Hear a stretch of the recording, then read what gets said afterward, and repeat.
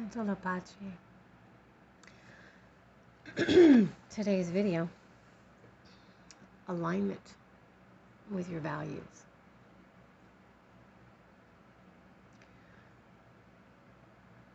I did the previous video on the difference between being kind and nice. And so when we're looking at this or addressing this idea of are we in alignment with our values, if it were so obvious, what I want to touch on is where it's not obvious. And I want to combine this idea that we touched on with the other video, which was that where niceness is self-motivated, kindness is motivated by caring for someone else. So that self-motivated, we could say egoic, right? And a lot of this comes from, when you really get into the understanding of it, a lot of this comes from the programming, the conditioning that came up from out of childhood and got us into these dysfunctional relationships where we're seeking to people please. It is self-serving. It's to help take care of yourself, because I know even in my own life I had to do that as a child. When you have gotten to the healing and return to the wholeness that you are, it's a whole different world. You can come from a place of kindness. A place of kindness is where we want to come from when we're looking at this idea of, am I in alignment with my values? Caring for another means being clear and direct, even if what is shared isn't necessarily easy or comfortable to hear. Okay, I'm going to go and use myself as the example. Many years ago, I was in this particular relationship. At the time, I was seeing a therapist and in treatment for severe complex trauma, stress. So my MO was there's fight, flight, or freeze. It was very much to freeze. I could be on the sofa for not hours, days. That was my coping mechanism, right? So I'm cohabitating in this relationship with this individual. And we had cause to move.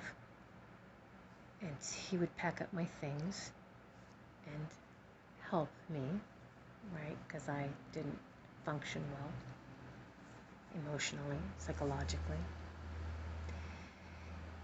So he had this habit of stealing my things. Now, in the 6 inches between his ears, he was doing nice things for me, and so he was just simply taking what I owed him. For me, he was stealing and it was off. So I'd come into my counselor's sessions, and oh, she's so good. It was tremendous. I would be so angry, and she would help me to comprehend that, what can you do about it? What can you not do about it? And let's break that down. Action steps, acceptance, whatever's needed, you know. So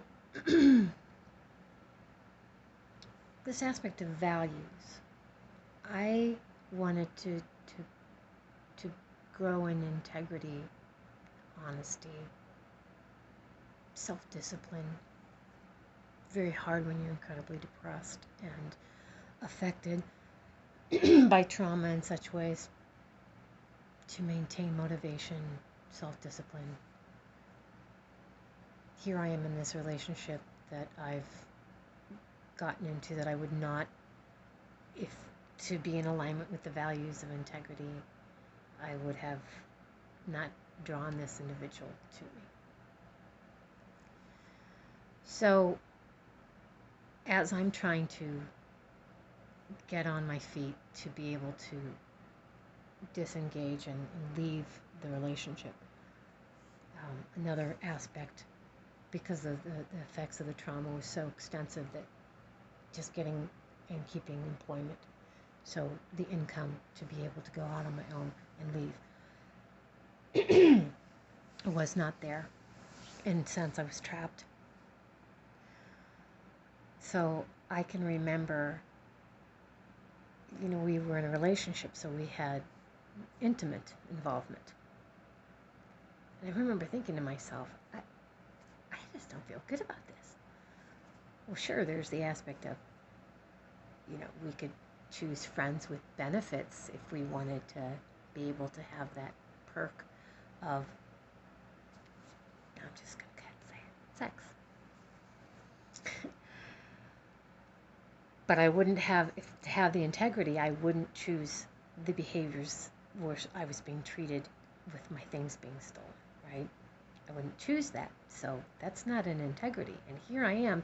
How do I do this? All I know is that I can feel myself being out of alignment with myself. This doesn't feel right for me. So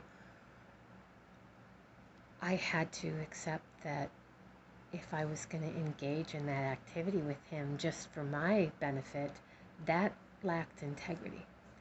And it wasn't for my benefit, because I was compromising myself off the way this individual was treating me. So it was very tricky, but I had this conversation with him that I was doing my best to move forward and with my life, because I couldn't say leaving. He had very narcissistic behaviors, and so there was a certain way I had to present things to him. And I said I didn't feel comfortable being intimate with him. You can't tell them that it's their responsibility for their behaviors and the way they affect you, because then you cause narcissistic injury. This individual was so pleasant and nice to me all the time. The only time, and he would never express anger. It was passive-aggressive behavior behind your back. Hence the stealing my things. So in this conversation, I just kind of stated my boundaries, and that, in between the time that I had doing my best to work things out to where I would move forward in my life, this was the way it was going to be, and we slept in different bedrooms. And I was in alignment then with my values of integrity and self-discipline, because I had to have the self-discipline to abstain. That was there for me, but I would have been compromising myself. So the whole point here is, where in this example can you find something that it's really tricky, because I'm not in alignment. I can feel it. There's something that I'm compromising. And what do I have to do to get in alignment with that value? For me, that was a huge step in taking back my self-esteem, because when we are in these dysfunctional relationships that come out of childhood, so we get ourselves into, the same scenarios.